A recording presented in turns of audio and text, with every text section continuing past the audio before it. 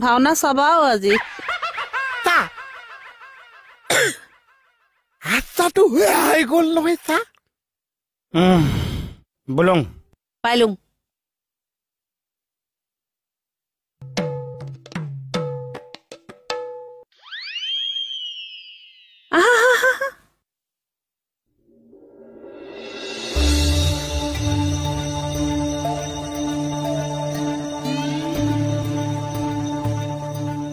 কি হলো